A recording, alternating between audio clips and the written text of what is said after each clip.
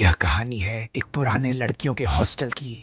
कहा जाता है कि यहाँ आज भी एक आत्मा भटकती है और जिसकी नज़र उस आत्मा से मिल जाए उसकी ज़िंदगी कभी पहले जैसी नहीं रहती।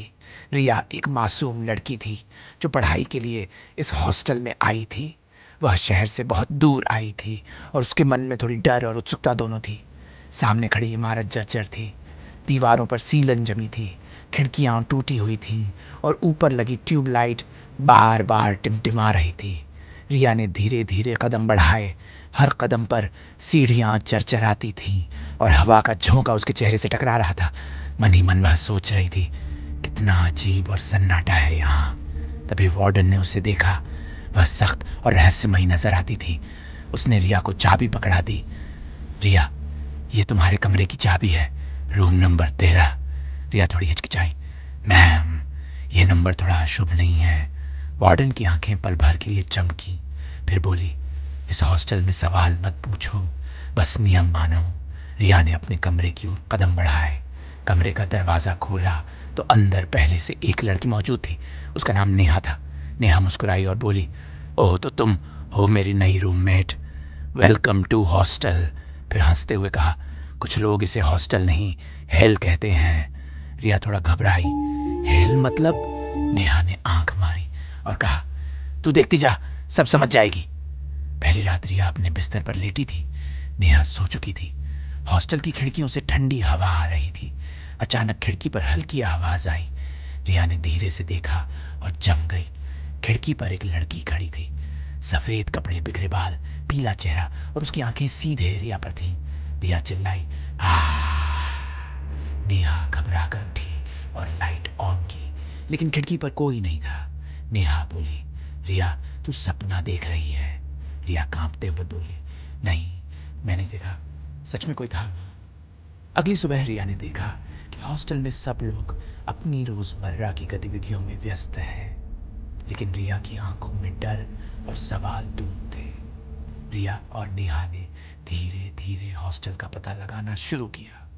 हॉस्टल की दीवारों पर अजीब निशान थे। कुछ कमरे लंबे समय से बंद पड़े थे और फर्श पर पुरानी धूल जमी थी। नेहा ने रिया से कहा, यह हॉस्टल सालों से कुछ लोगों की मौत का गवाह है। रूम नंबर 13 से जुड़ी कहानी सबसे डरावनी है।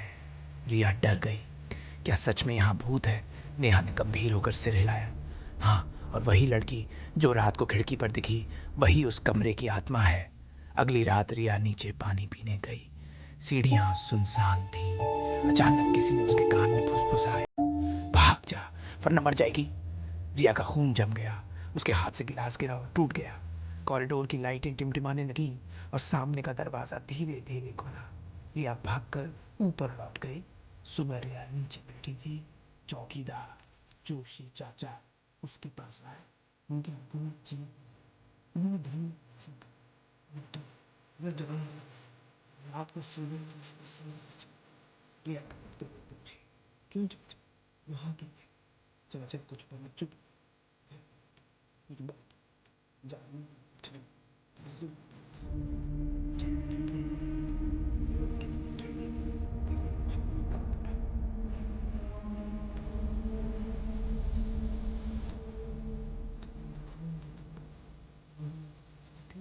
फुसफुसा, कम वो तुम की चीज